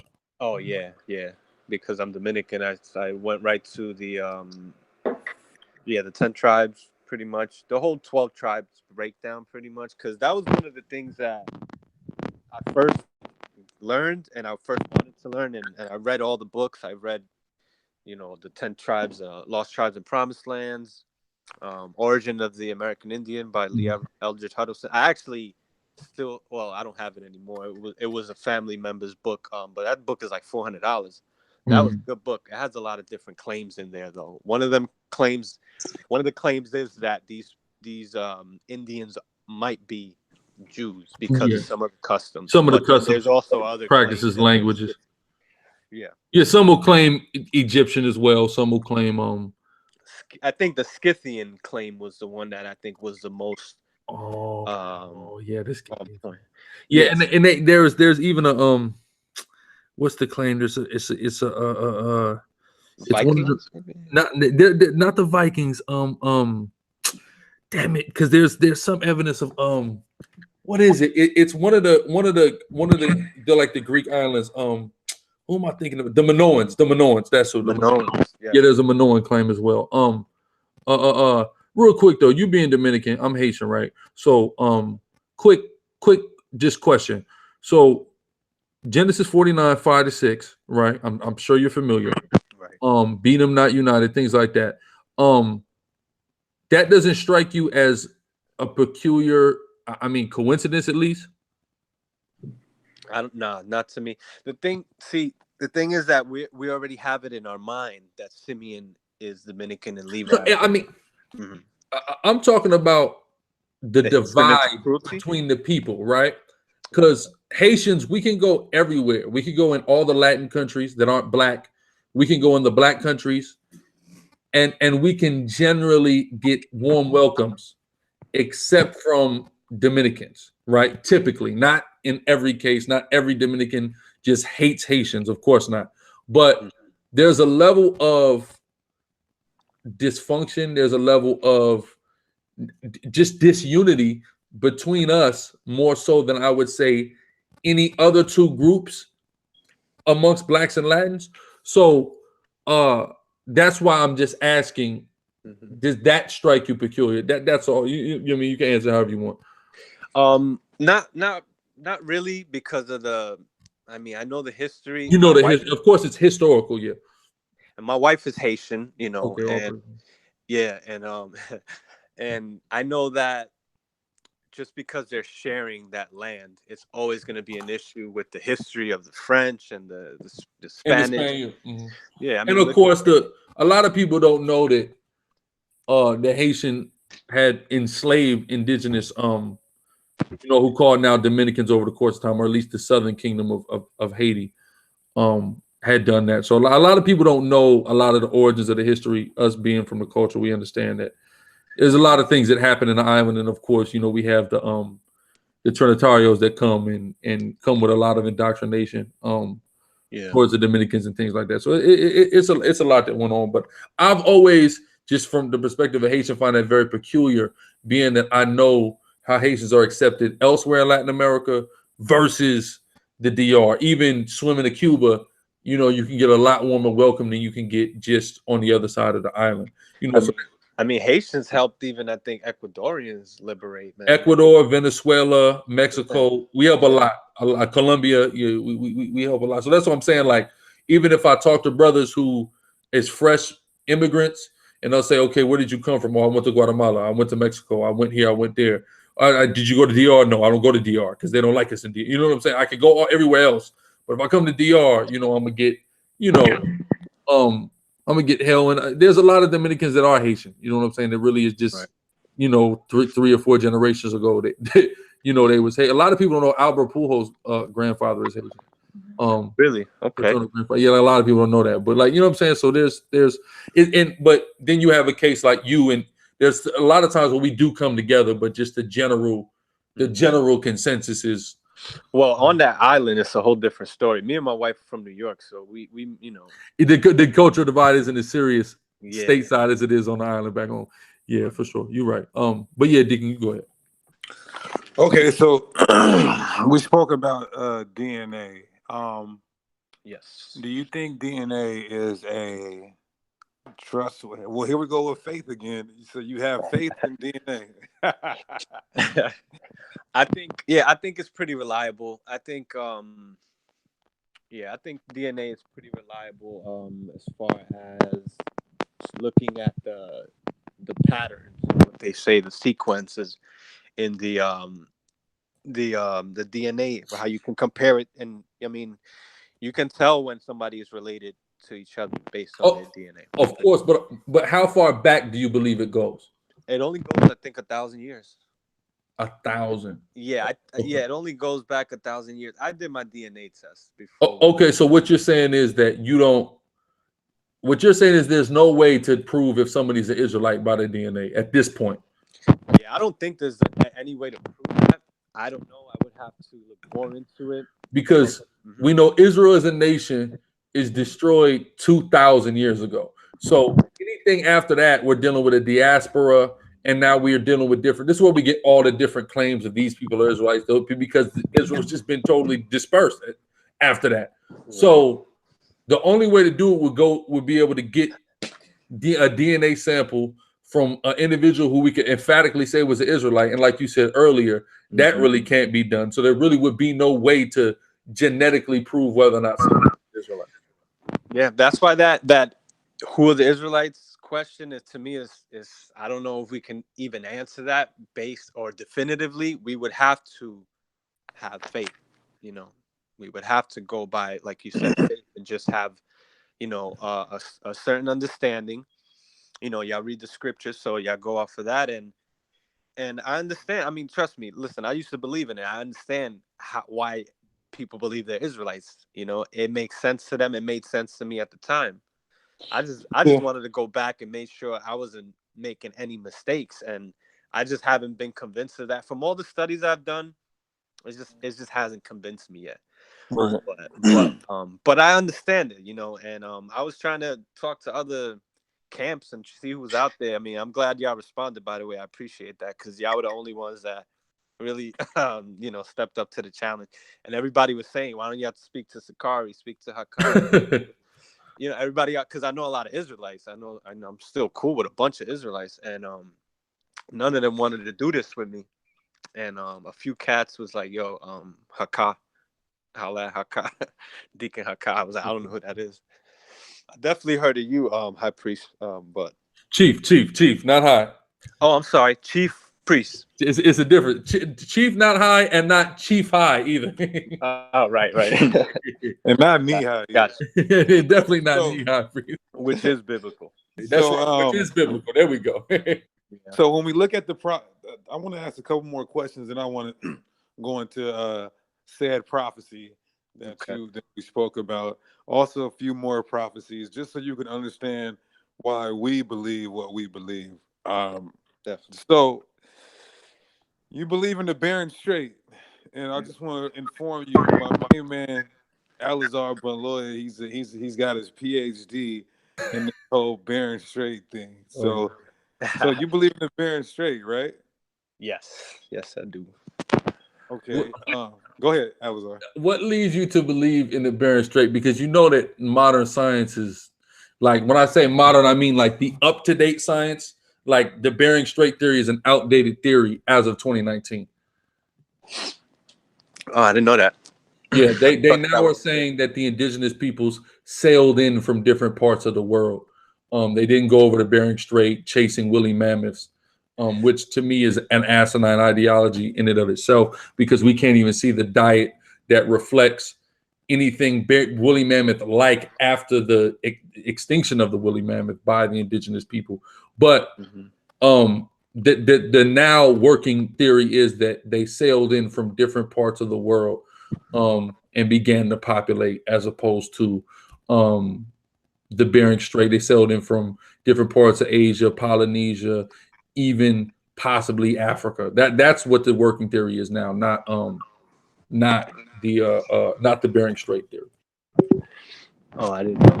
I mean, from the last thing I looked up, from what I've researched, they're saying that they crossed over from Northeast Asia through the Bering Strait, which is still connected. Alaska and Russia is still connected. This is underwater. And you can see, I mean, because the Alaskans are not part of the 12 tribe, so would you say that they're Israelites though? Hold on, say that again. You're cutting out. I couldn't hear you. Brother Miguel, what Yeah. you're on your earphones. I think you're on your earphones. So when you move around, your mic is swishing against your chest. So you got to kind of grab it off you and speak into it. Yeah. So we can hear you. That's why it's staticking. But you got it. Go ahead. Say what you said again, because we couldn't hear you. Okay. So my thing is, like, with the Alaskans, right? Like, there's evidence that the Alaskans and Mexicans are connected and related to each other. So, but then they're not part of 12 tribes. But I know some people say that they are Israelites. So Yeah. I don't know what y'all stand. So we believe they're Israelites. The Inuits and Alaska Natives certainly believe they're Israelites. okay, all right. So all right, that's cool. Because they are related. So all right, so that makes sense. Yeah, they would have to be. They would have to be. They have to be, of course. If everyone else, if all the other people in America, if we believe all of them is Israelites, how are we going to just isolate, the one that live in an igloo? Right. Okay, so from Alaska, North America, Canada, down to South America, those are the Israelites, pretty much. Mm-hmm. Yeah, okay. That's what we. Okay, all right. I wanted to clear that up because it's just not in the chart, so it's like you have to, people have to go more in detail. Yeah. People always have to. I mean, that's something people have to understand about the 12 tribe chart and what's being said in the statement that's being made. There's further inquisition that needs to be made. It's kind of like blanket in general, i.e., if the tribe of Levi is Haitians, right? That doesn't mean only Haitians are Levites. If you know the history of the Haitian diaspora in and of itself, and all the places Haitians were took, even amongst the Caribbean, half of the Trinidadians are Haitian, half of St. Lucians are Haitian, all of Guadeloupe, Martinique, half the Afro-Cubans are Haitian, French Guiana, Suriname, Brazil. So, but if you don't ask, you won't know. But people just see that and say, "Oh, well, just that." No, you got to make inquisition. It's a chart. It's limited to the amount of text it can have on it. So, it's kind of there as like a foundation to make further inquisition and learn more. Native American, broad term, it would include Alaska Native. You know what I mean? Even understanding the Seminole Indian being the tribe of Reuben, it extends into the Creeks and things of that nature. It's not just the Seminole, but go ahead. Yeah, that's right. The Creek. I did a lot of research on that. Yeah, because that's where the Seminole come from, the Creek. The Creek. Yeah, they're just a little creek. And I live pretty much like a few miles away from Seminole County. Okay. Oh yeah, in Florida, there's a lot of stuff with the Seminole Wars, Seminole Indian Wars, and all that. There's a fort not far from me. Okay. Not too far, where they actually, some of the Caucasians held it down while they were fighting Chief Osceola. Okay. So but yeah, the Seminole Indians are a mix. That was one of my biggest gripes. I saw you Alizar. I'm sorry. Yes, sir, Alizar. And you said Chief Priest. Yeah, Chief Priest, yes, sir. Yeah, I'll just call it Chief Priest. Yeah, I saw you in Orlando. You came out here before, right? Yes, sir. Yes, sir. Okay, so that same location where y'all was at, I seen GMS out there. Yeah. So we got into it about that, about the Seminole Indians and the Native and North American Indians, because yeah, for the most part, the Seminole Indians are the Creek or the Muskogee Indians. Muskogee, yeah. They like to call themselves Muskogee. Yeah. So, but then they mixed in with others that came from different parts, from Oklahoma. Osceola himself was from Oklahoma. His father, Osceola, was white, actually, or Spaniard. Wow. Because yeah, Osceola, his pops was Spanish. I never knew that. Yeah, his father was Spanish from Oklahoma, or he was Spaniard, but his mother was an Indian from Oklahoma. Okay. I forgot what tribe specifically she was from, and that's another thing with the 12 tribes claim, because a lot of the Native Americans go by what is it, the mother's lineage? Matrilineal. Yeah, there's certain tribes that do matrilineal, certainly. Yeah. So you're gonna have Israelites, or you're gonna have Native Americans that you might start teaching, and they're gonna claim to be Native Americans, but they're only claiming that through their mother. So that's another issue I see with the 12 tribes. A lot of the Native American Indians go by the matrilineal.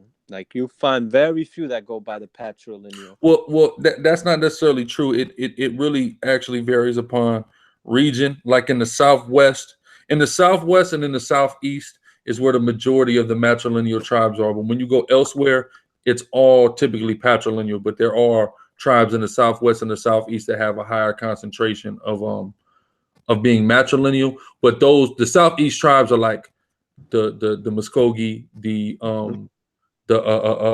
Cherokee, those are the tribes that are from the Southeast. So those are kind of like the more well-known tribes. So that's why it may seem that. But if you look, because technically there are 900 Native American tribes in the country and about 500 recognized.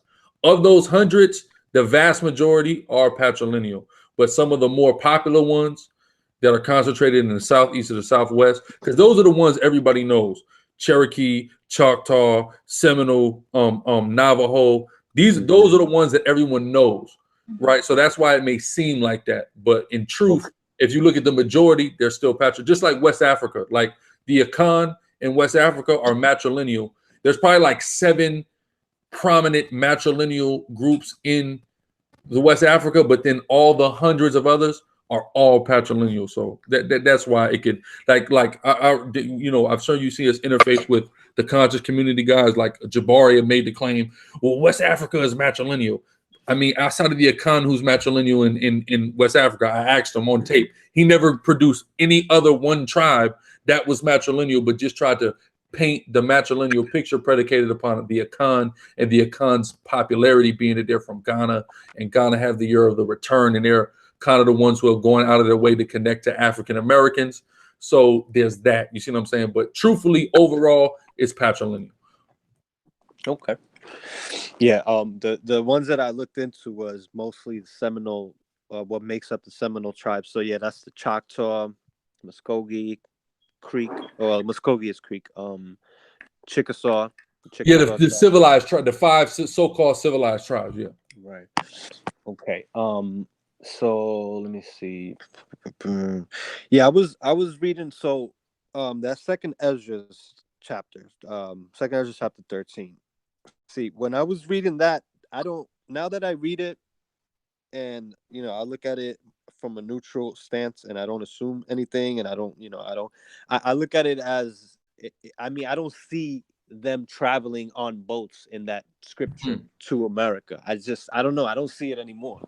When I read it, I see from verse 40, it says those are the 10 tribes. Then when you start getting down, I mean, I don't know if you want to read it, but somewhere around there, it says, I think it's verse 44. It says that the Lord held still the floods until they passed over, right?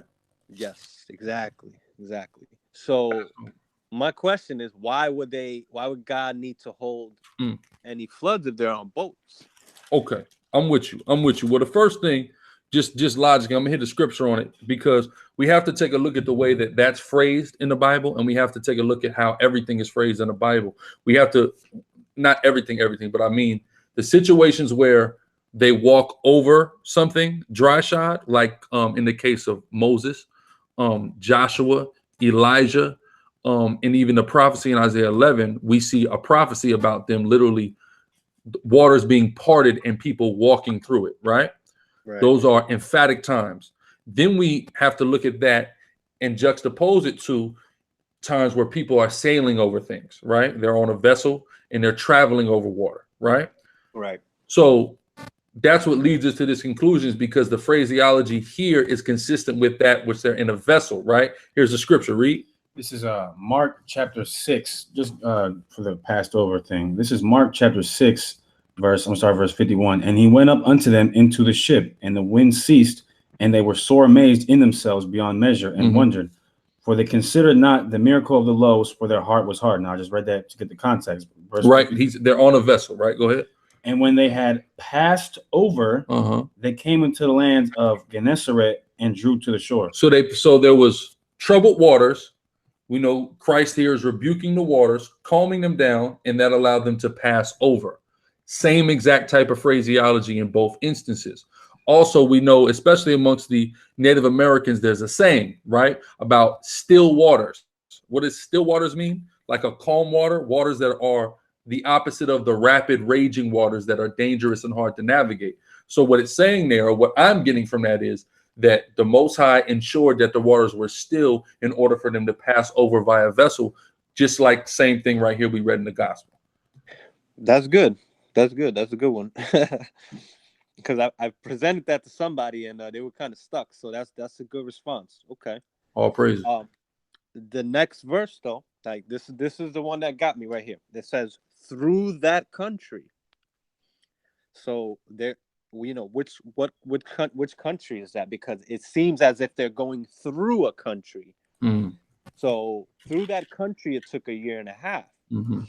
Now, if they're on water, how could they be going through a country? Through a country, of course. And that's why something has to be looked at the original text. You have to look at the original Greek, because the Hebrew of Second Ezra, of course, does not exist. That's why you have to get these exhaustive lexicons to take a look at things like that. Okay, because instead of through that country, if you look in the lexicon, it's supposed to say through that country. I mean, to that country. To that country. To that country. Right. But the average brother because these lexicons, like I said, I've got a lexicon, the Bowers lexicon. And I on a fluke, I got it for $20. This lexicon is damn near $200 to obtain for anybody, and it's not even really in print. Like, you got to get a used one, and it's going to cost you.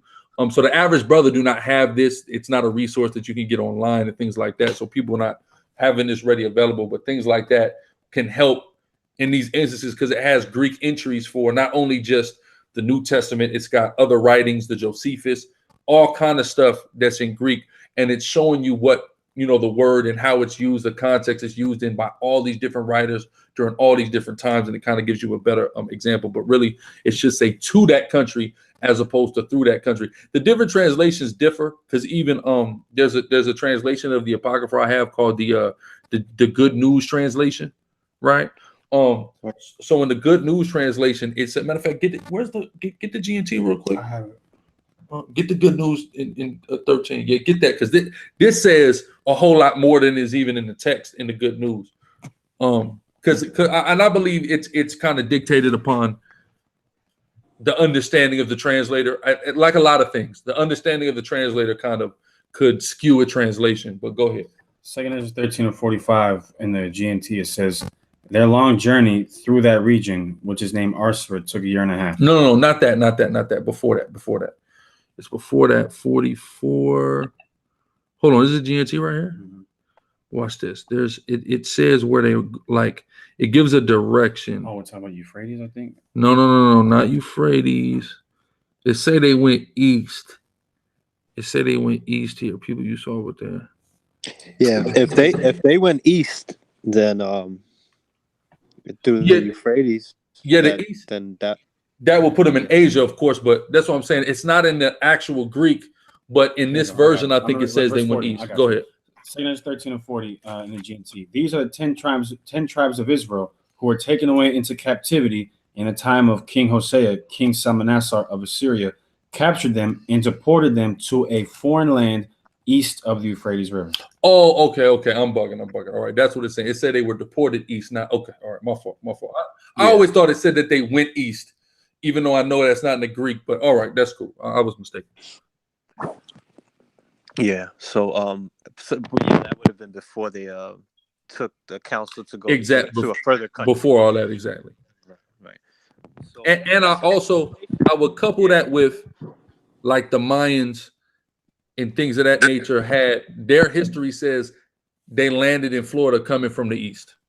That's what their history says. And then there's actual archaeological evidence that substantiates that the Mayans set up shop in Florida initially. In Key Largo, there's a Mayan temple that was built.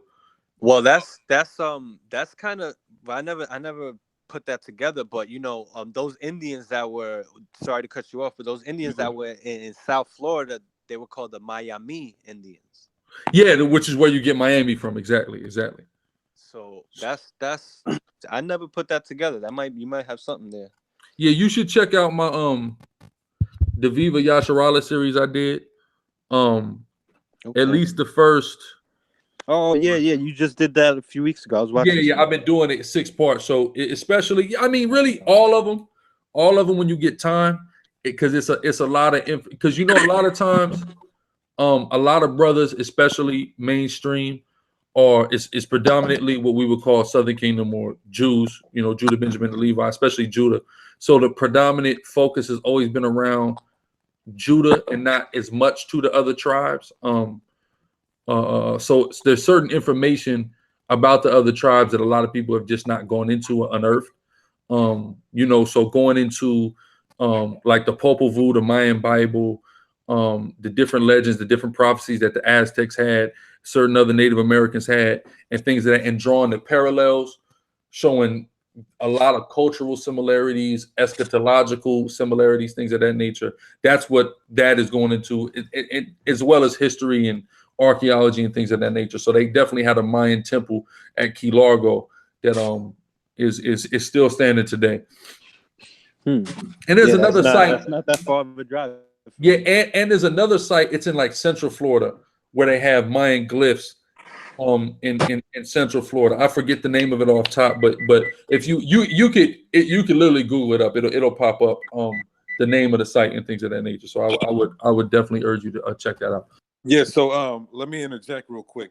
So Arthureth, according to your studies, brother Sam Miguel TV, we have to change the title. We didn't know it was the famous Sam Miguel TV.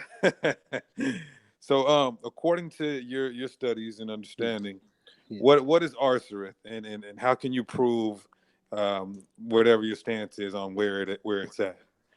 So I came across two different theories, I guess, from what I'm reading. So the most popular one is that Arthureth is somewhere up by the Black Sea. So that would be west of the Black Sea, I believe, by where modern day Poland is at.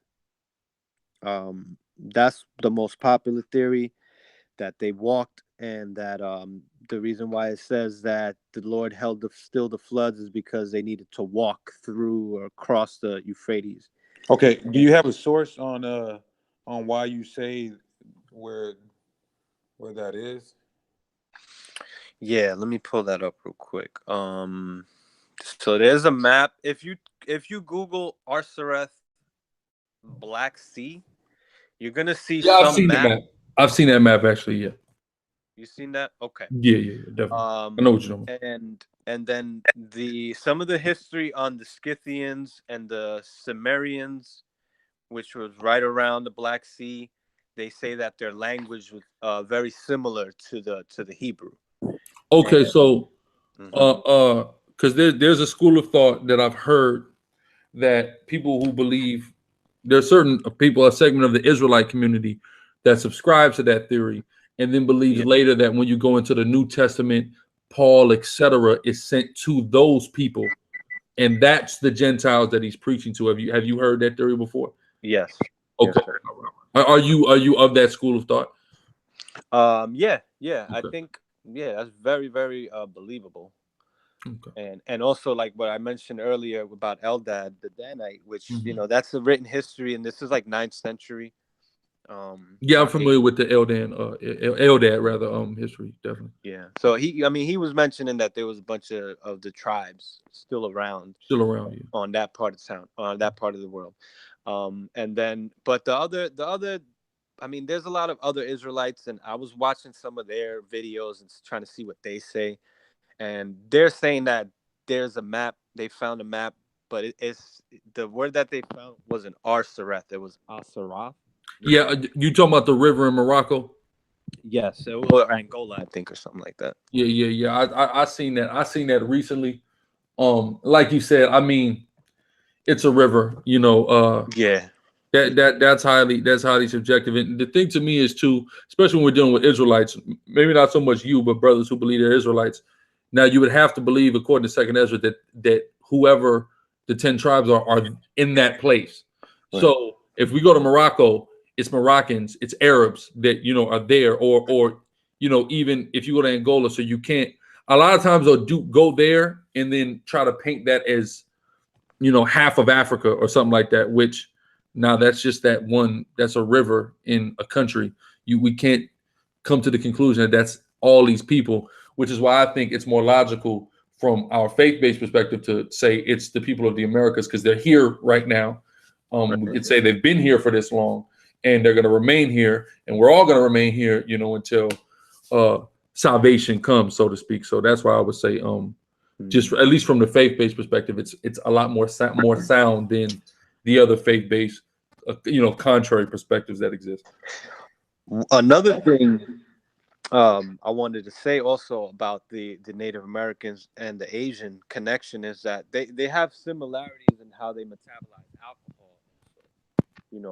When the Spaniards and the Europeans, whatever, came out here and they first gave alcohol to the Native Americans, they had trouble metabolizing it. So to this day. To this day, yeah, No, they to still this have that issue. It's and the Asians have that same issue, like definitely. So that's something that that's a genetic connection there. I would say so, and it's a genetic connection with the Native American, not so much with the Latino Indian brothers, but mostly just the ones who are north of the border, right, and in Canada and Alaska, which is interesting, right? Are you familiar with the Ainu people? Ainu sounds familiar, but I don't. The Ainu is what you would call the indigenous Japanese people, right? There's evidence that suggests voyages back and forth from Alaska to Japan, cultural exchanges, intermarriages, and there's also a plethora. If you look up the Ainu, it'll blow your mind. They had temples that they built that had the exact same dimensions as the temple in Israel, and beliefs and practices that were consistent in a language. Even if you look at the Japanese language, it's very similar to Paleo Hebrew in pronunciation. Like, for example, I'm sure you're familiar with the term Yahawashai. That word exists in Japanese, but instead of Yahawashai or Hawashai, it's pronounced Hawashi, but it's the same exact word. Transliterated. Same meaning? Not exactly necessarily the same meaning, but as far as the character and things like that, they translate really similarly. And there's documentation. I'm sure you've heard of Yeshaya, who they call him High Priest Yeshaya. Yeah, he's gone into a lot of the information about that. So there's a lot of strong evidence that suggests both that the Ainus are Hebrews, and then that the Ainu had interrelations with the Native Americans.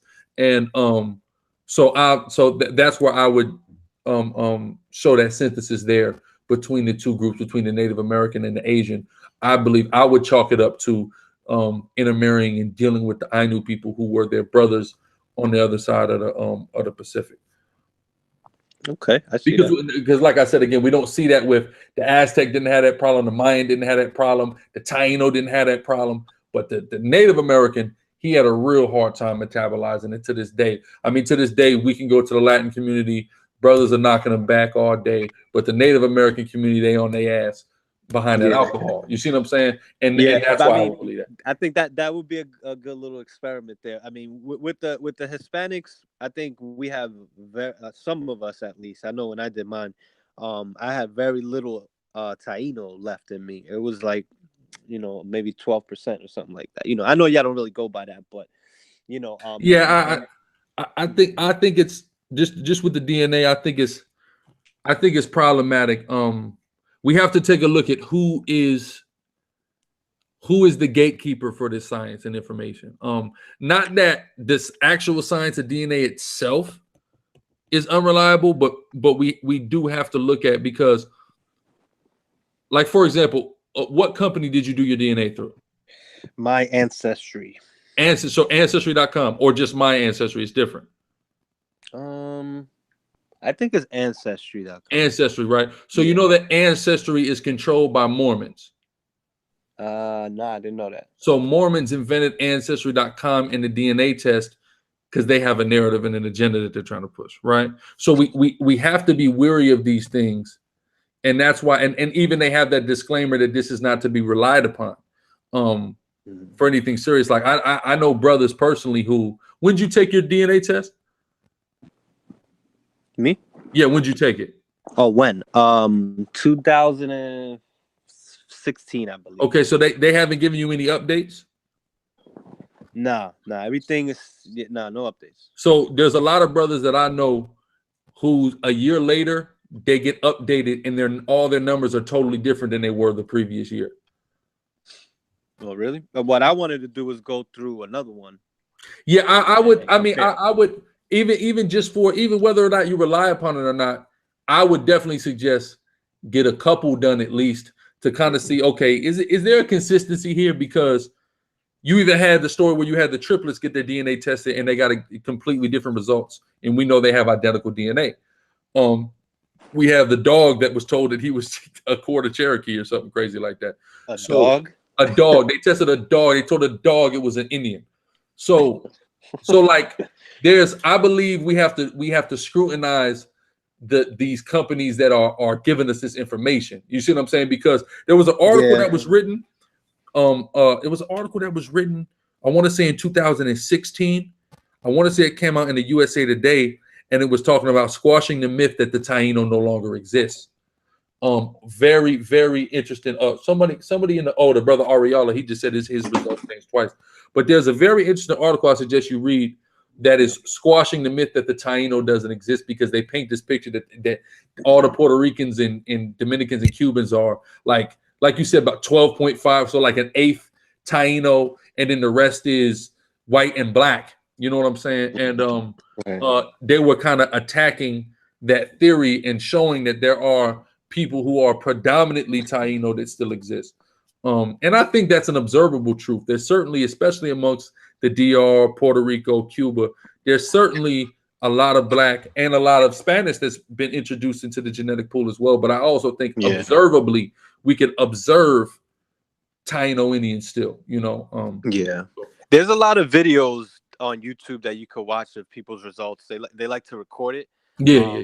From what I've been seeing with the Dominicans, I think this has to do with Dominican Republic being the first, you know, place where they landed and did most of the damn raping and all that. That's where you'd be hard pressed to find like somebody with like 50%. Taino. Yeah. But no, in Puerto Rico, I know somebody that came back with like 50%, 60% Taino. So yeah, Puerto Ricans, that's still the Taino. There's a documentary called The Last Taino. Yeah. You saw that one? It was like an independent dude, a Cuban dude, I think. Or I don't know what he was actually, but they went to Cuba, to some remote town over there. I mean, they had to literally like cross over some river with a car. I don't even know how they got to this town. Yeah, like it was crazy. It's a dope documentary, but you know, you see the people there and like they look like they could be like 80% Taino. Yeah, like super indigenous. Like they haven't been touched at all. At all. I mean, you could hardly. It's hard to get there, so that's probably why, you know. People don't know, or they just chalk it up. Like, but I've heard that they say that about the DR. Like, pretty much everyone is just, and I hate to use this term because it's a real it's a real misnomer. But everyone in the DR is essentially pretty much mulatto. They say, like, basically everyone's just a bunch of black and white people, and some just have a little bit more black or a little bit more white or whatever. Yeah.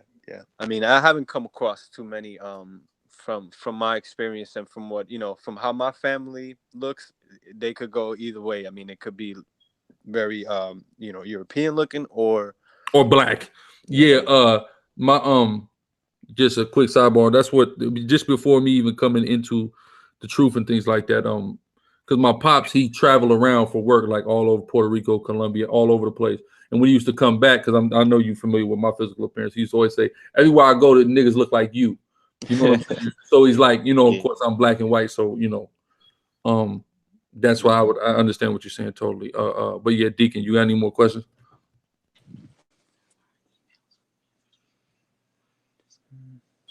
Deacon, you there? oh, he's on mute. He's on mute. He's on mute. Shalaki. Okay, so we covered Arthurith. Do you want to challenge what we call Arthurith? Yeah, I mean, there's pretty much not much else I could say on that. But pretty much, I think y'all covered everything. You know, I understand it. I think I already knew pretty much what y'all understood before we got into it. But I'm glad y'all explained that whole, you know, especially with that scripture that y'all went to Mark. That was pretty good. Is that explained that. Is there any questions you have for us? Because I know you've been on the defense for the last hour. Is there any questions you have for us? Let me see. Nah, I don't think I have any questions right now. My bad. I'm sorry. It's all good. Yeah. We just wanted to make sure, you know, it was, you know, the fairness, so you had that opportunity presented for sure. Yeah, nah. I mean, I actually got to be out in a few. Okay. Yeah, but I mean, I want to say I'm glad. You know, I want to say thank you. I'm glad y'all did this because usually when I get into these conversations with certain Israelites, it's like a problem, you know, or they back off. Yeah. Brothers, you know, it's why we encourage study, independent study, and you gotta be. Some brothers will jump into the ring with you and then get mad at you because you're asking them critical questions. And you know, critical questions, of course, come from critical thinking. So brothers shouldn't be mad at you because you're asking these questions. They should just be able to like I'm gonna be able to present you an answer that is okay. So we believe in faith, but you know, faith, like the Greek word for faith, indicates by persuasion, right? Hold on, Deacon. Yeah. So it indicates that there is some persuasiveness that's going on that is kind of inspiring your faith, so to speak. So, you know, we don't just believe to believe. We believe because there's been some form of evidence that has led us to the belief or led us to the conclusion or persuaded us. So we certainly respect, understand, and encourage critical questions so we can give critical answers, because it all is evidence of critical thinking, that we're not just taking things at face value or believing it because somebody told it to us, but we're at least looking into it. You know what I mean? So a lot of time, like you said, that's why it probably gets hostile with brothers. These brothers is not doing the level of study that they probably should do. Like you can't, like I can't just expect everybody to take a look at the Bible and believe it just because I say it's the Bible, because people say this is the word of God. Everybody's not going to believe it. So the question is, when somebody doesn't believe it, how are you going to defend, you know, your position? You know what I'm saying? So you got to be able to, like, a lot of times on the streets, if we encounter somebody who's an atheist, or an agnostic, my aim is to walk them back. So I'm gonna start wherever they're at. I'm gonna put the Bible on to the side, start wherever you are, and then walk you back to it, because you've already walked away from it. You know what I mean? As opposed to saying, no, you don't believe it? What the hell with you? Like, nah, you got to be able to meet people where they're at. So, I mean, all of that comes from critical thinking, and I think brothers need to just do a lot more of that.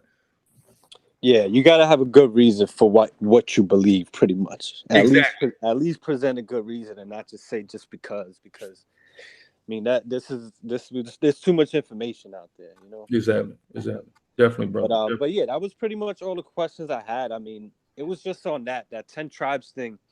You know, I wanted to get through that with somebody that has some sense. So I appreciate y'all both.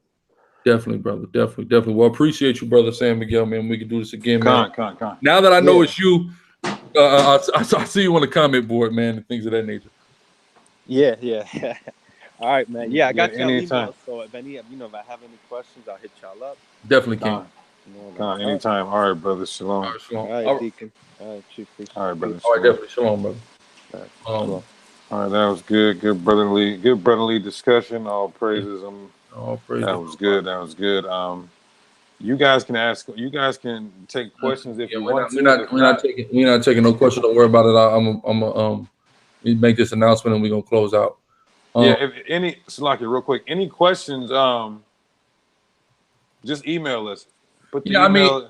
And the question, let me tell you. So I hope y'all were listening to when we're dealing with that archery thing. I really hope you were listening, because it's a lot of Negro onlys that come with that rhetoric, and not even rhetoric. Like I said, that was a critical question, and it's not a bad question when people ask that.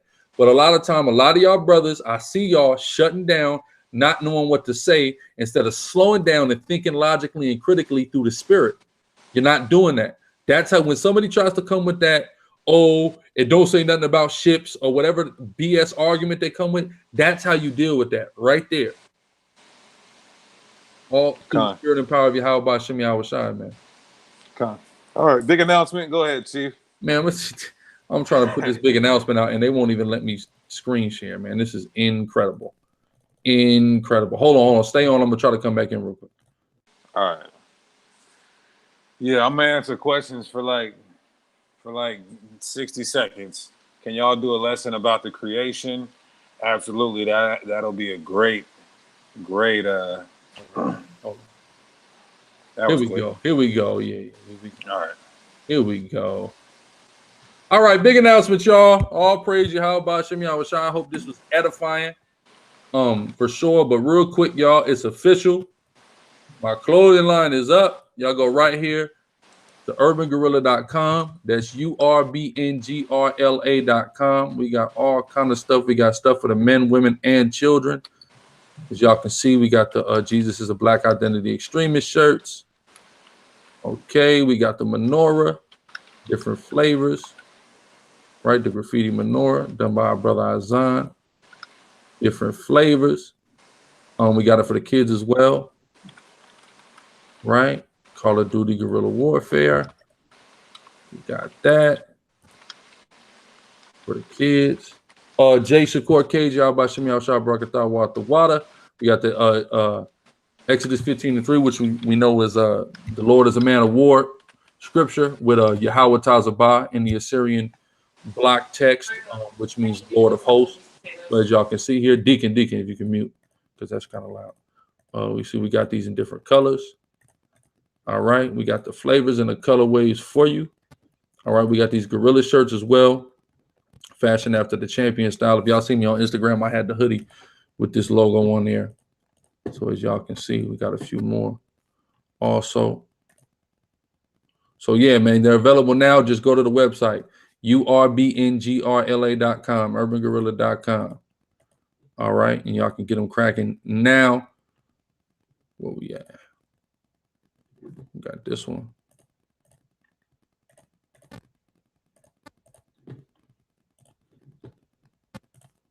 Also, I'll be in Houston this Sunday, so y'all can come check us out in the H this Sunday. Also, a lot of these shirts are unisex too, so a woman can get a small, and the ones that don't come in a woman's style, and it will still count as a woman's shirt. We also have the oil Gorilla Mist Blue and Platinum available, so y'all can check those out. Gorilla Mist Blue and Gorilla Mist Platinum. All right, exclusive oils. It's a Gorilla logo shirt. We got this for men and children. Lawyer, the South Beach Lawyer, the black with the blue and red. All right, fashioned after the Miami Heat South Beach jersey. We also have the pink and blue. You don't want to check that out. For my Sicarii, we got the No Malenchismo. Y'all know what time Issachar, y'all know what that's about. No Malenchismo shirts. All right. Got it for the sisters as well. Just put this one out. Y'all know the Toronto Raptors got their North jerseys. Well, this is inspired by that Northern Kingdom, right? With the white, got the red colorway as well. You We got the black and purple also. So y'all can check out the black and purple. Got the Script City after Rip City, which is the Portland Trail Blazers. All right. Got this colorway as well. Also got it for the women. We got the Shemai, done by our brother Azan. Shemai Yasharala Yahweh Allah Yanawa Yahweh Akkad. Got that prayer. Got a few different colorways in this. All right. What else we got? Viva Yasharala shirts. Okay, got these and a few in honor of the series. So all praise Yahweh Shemai Washah for that. We got this for men, women, and infant. We don't got the kid one. I got to get the kid one out, Salaki, but we got it for the infants. Oh, no, we got the kids. I'm bugging. Here go the kids one. Then we got these Yahweh over everything shirts for the men and women. We got it with the black text, the blue text, and the maroon text. Okay, so.